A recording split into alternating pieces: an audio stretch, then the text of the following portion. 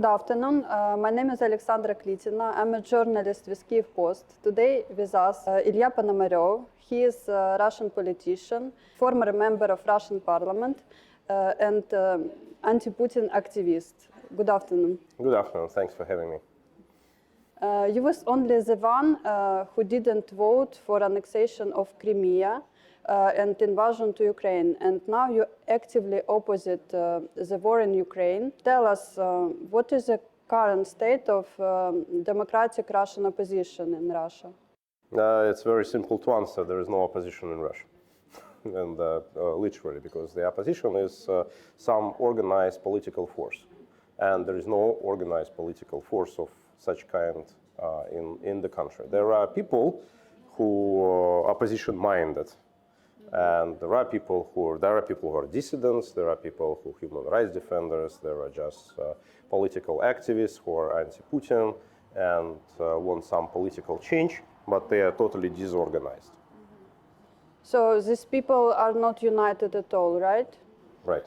But anyway, I see that these people are proposing projects, and I see that you are very active. What is the main achievements, probably, or challenges to oppose Putin's war in Ukraine? Well, I cannot say that achievements to talk about, because the only achievement which is theoretically possible here is to stop the war. All the rest is the process, and it's not the result. We definitely see right now a significant uprising in Russia, which is growing every day. We see people attacking military drafting posts, for example, people who are putting on fire police cars, and people who do kind of partisan attacks on railroads. So it's growing, and the number of such cases is growing literally every day. We even organized a dedicated Telegram channel called Rospartisan, which covers all those events, and we have more and more news every day. So that's a positive sign. That means the demand for the change is there. And some people, they decide to take some individual but direct action. But now it's a question how to frame it within a certain political movement. At the end of the day, it's not about leaders, it's about ideas, it's about the vision of future Russia. It's about what we want to achieve. Because one of the main reasons why Russian opposition is non-existent right now, because nobody is offering a coherent and attractive vision for the future. There is no dream. Dream is what drives people. Bolsheviks in 1917, they had a dream. And it turned out not so good, but the dream was very attractive, and that's why they managed. And that's why the temporary government, which did not have a dream, did not manage. Only these dreams and ideas which are driving the society. And Putin, being a very conservative person, he has partial appeal to the past, and he appeals to Soviet past, and he appeals to Tsarist past, but it has certain appeal within the society, so he has something to organize people around with, but at the same time, he has an anti-dream, because he says, I am the only person who protects you guys from going back to 90s. And there is nothing worse for Russian person than 1990s, all this chaos and reforms and whatever, and Putin saying, no, those opposition guys, they are about the 90s, and I am against it, and that's why you better stick with me. I am not perfect, I may be even a thief, but at the same time, I protect you from that chaos. And that's what many people appreciate, unfortunately.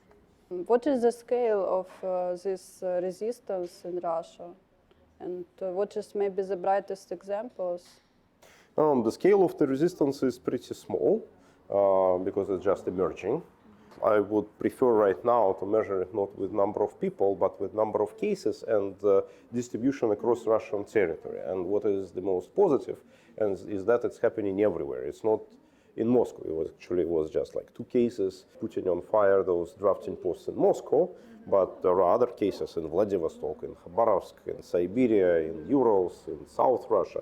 So it's everywhere, and that's why nobody can say that it's, I don't know, Ukrainian intelligence which is doing this. That it's Ukrainian saboteurs. No, it's not like this. Ukrainians may do something along the border, but they are not acting in Vladivostok. That's not Ukrainians, obviously. That's Russians. But in terms of the size of a potential base, it's vice versa. It's pretty significant. Even if we look at official numbers of official sociological surveys, they are saying that like 30%, 25 to 30% of Russians are against the war. What does this number mean? Being translated in number of people, that means that even Kremlin admits that something between 35 to 40 million people in Russia are against the war.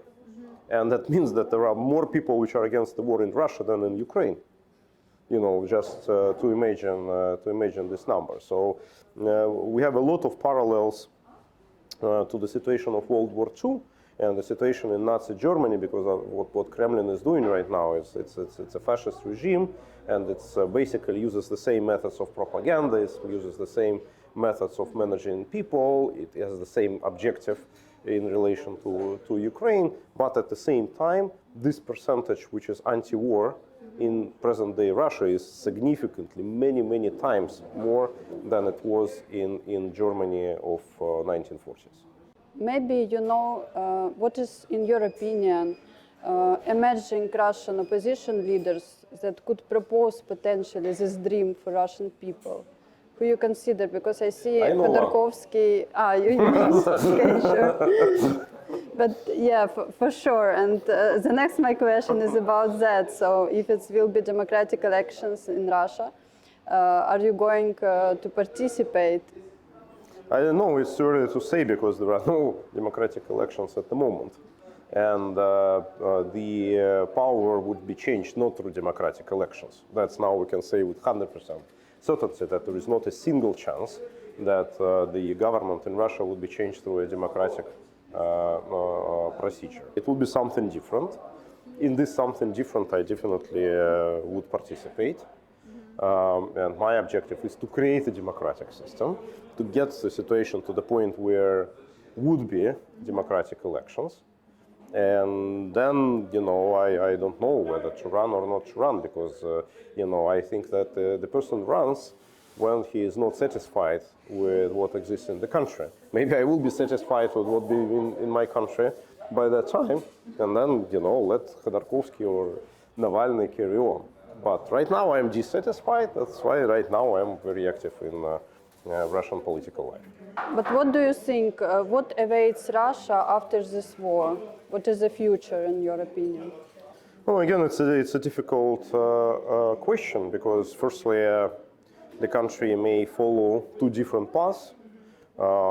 Firstly, there is a path where the situation may get way much worse than it is right now, because what Putin's propaganda has done so far, it made heroes from people like Strelkov, like Prilepin, like others, and they are anti-Putin as well. It's an illusion that many people believe that they are pro-Putin. They are very much anti-Putin.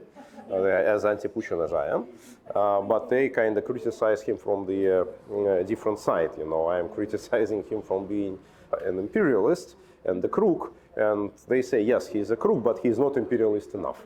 They are more dedicated imperialists, because I think that Putin is an imperialist because he is the crook, and they are imperialists because it's their fundamental belief, and they would not hesitate to spend more human lives to implement their ideas, and they have already proven it during this war with Ukraine. So the situation may go in their direction, but I hope that it will go in a different direction. And the more defeats Russian army experiences in the fields of war, the more likely that it would go in a different direction, because the more likely that Russians would get tired of that war and would decide to go the different way. And that's our momentum, that we need to capitalize on and build on. Please tell how this war changed your life, and what are you actually up to with your projects now? The war changed everything in my life, because I was thinking that, okay, Putin is there for another 10 years, most likely. So I was using this time to enjoy a very lavish bourgeois lifestyle. Was doing business, was running an investment company, which was between US and Ukraine, and I really liked that. You know, that was something that I very much enjoyed doing. But right now everything is ruined because my investment targets, they were in Eastern Europe and primarily in Ukraine, and they virtually are non-existent right now. The targets are there, but nobody is going to invest in the situation of war. Everybody would wait until the war period is over. Then I had several investors and partners who are from here, and obviously, you know, they're out of business as well at this very moment. So we have to put everything on hold. And those partners of mine who are in the US, they continue to manage American part of the operations, but the main thing was here, so we have to put it on pause. So it was clear from the very first day. So in the very first day, I went and joined territorial defense. The first days was with territorial defense when there was a threat of Russian military coming to capture Kyiv, and when I think that every bullet was, I was not in the active fights, you know, it didn't come to that point, but yes, we were. That's what we were prepared to do. But then we partnered with my friends in the Ukrainian government, and I have created like a media holding called Утро февраля, February's morning, and this is something that communicates with Russians in Russia. Because right now there is a lot of Russian opposition journalists which, you know, left the country, and they are broadcasting something, but usually their audience is Russians that also already left Russia. Some of them do have audience inside Russia, but still they are outside of active life. They are outside Russia and outside Ukraine. So we have the only media resource that is working from within Ukraine in the Russian language and talks to Russians in Russia. That's kind of 70% of our audience, and that makes it valuable because we are able to deliver the truth about what's going on here with Russians over there. And also, obviously, we are contemplating in future to become something like Nexta for Belarus. So when the process would start to grow, to coordinate them and work with people, so to act not just as an information outlet, but as an organizing force. Thank you for this interview. Thank you, and subscribe our Kyiv Post YouTube.